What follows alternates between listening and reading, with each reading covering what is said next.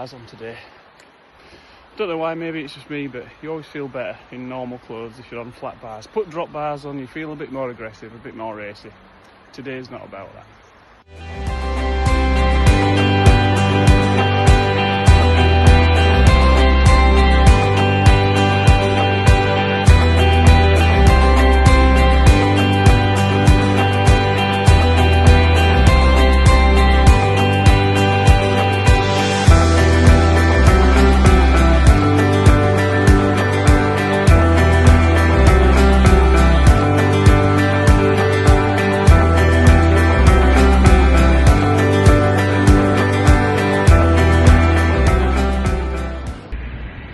Well, we've arrived at the first location, and it's not what you're all thinking, although it is about the train station. So it's quite apt that they're improving the roof over the platform at the minute, because that's what we're here to talk about as well. So when all the railway got made and built and everything in the 1850s, 1860s, it was by the same architect that I'm going to talk to you a little bit later about as well. So he's quite famous, a local boy. But when they were extending all the roof above the platform in 1885, it collapsed and killed 4 people. And I don't know if that then had an effect on what they did here, the Crown Pub. So when you're looking at it, you'll notice it's only 1 storey. And this bit here, it used to have another 2 stories above it. And those fantastic, there's a train going past, those fantastic Victorians, knowing that the weight would be a little bit too much for the tunnel underneath, they actually dismantled the whole pub and then rebuilt it into that single storey building now. I mean, how did they calculate that stuff back there? Just fantastic bits of engineering like that are hidden everywhere.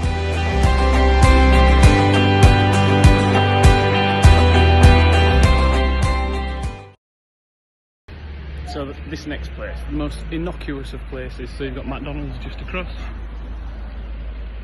Right in the town centre.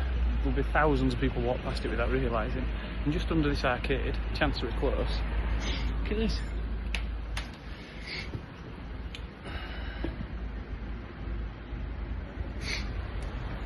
I hope you can make that out. So we're surrounded by the bins under here.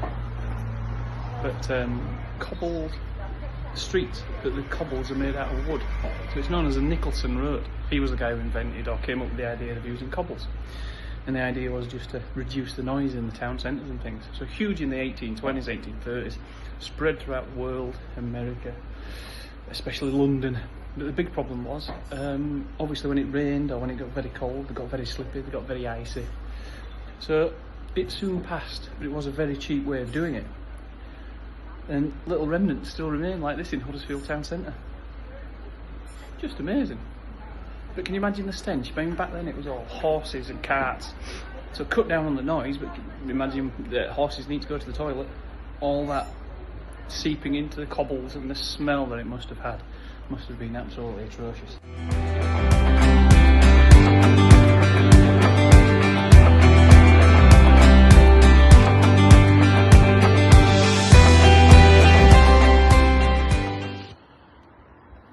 So you might be wondering why on earth I've brought you to a graveyard on the edges of Huddersfield.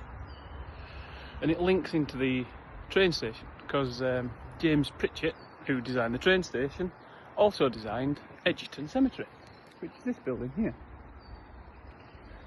So in the mid-1800s, there was only 2 main churches down in Huddersfield where they buried the dead.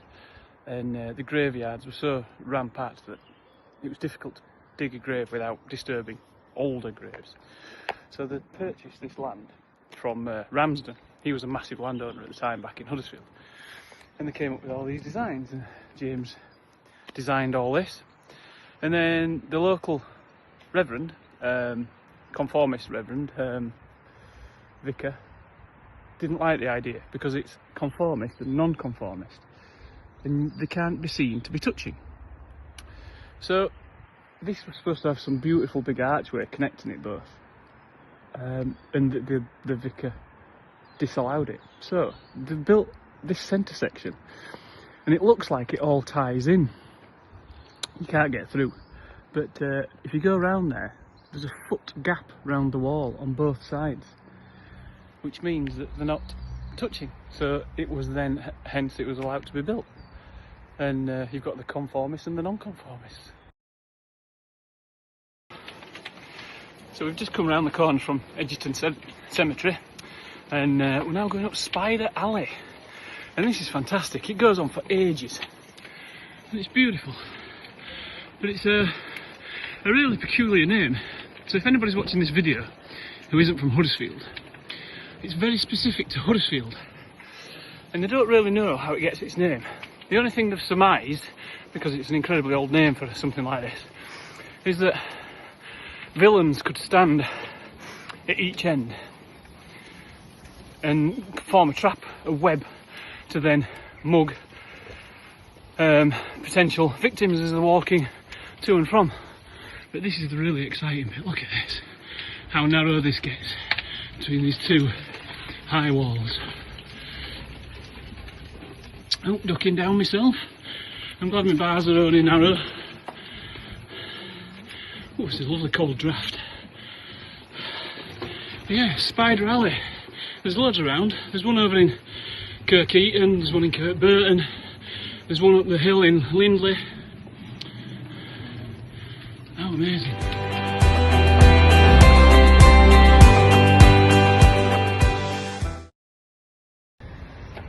Now then, we're right underneath Longroyd Bridge. And I just thought I'd show you this. How often do you see this little lump here in the canal? And apparently that, I won't be able to show you it, I'll get to as close to the edge as I can. But can you see underneath? That's an old tunnel. So the barges came in, swung round nice and tight, and then they went under there and they went directly into the mill, so they could load and unload the canal boats out of the mill.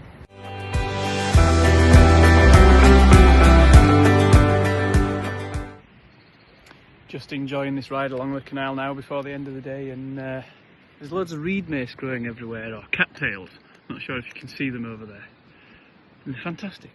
They're one of my favourite plants, though, because you can use it for so many things.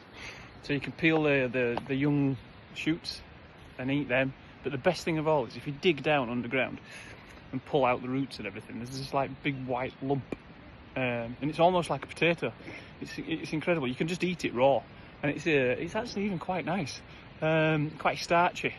But probably not best getting it out of a canal, because they do absorb the toxins and everything, obviously. But yeah, you can see how fluffy it is on top. It's almost like a white beard or whatever. But you'll see the Instagram videos of people biting into them. But great for starting fires. So it's really, even when it's wet through, it's quite good for that. But a fantastic plant, and it's great to see it alongside the canal. I thought I'd stop doing these for today, but I'd show you something really obvious. Everybody knows this one, but doesn't Titanic Mill look fantastic? Of course, that wasn't its original name. It got its name because of how big it is. So that's what the locals called it, and now everybody just knows it as Titanic Mill. And I think it's even officially been changed. But something that even my granddad told me back in the day, coming under this tunnel on the canal, and all these grooves in the wall here. See how they've been worn in? And that's just from years and years of use with the horses pulling the ropes, pulling the canal boats down the canal, and that's the ropes that have worn those grooves into the wall there. Absolutely amazing. If you think about that over all that time, how many canal boats came down here? Incredible.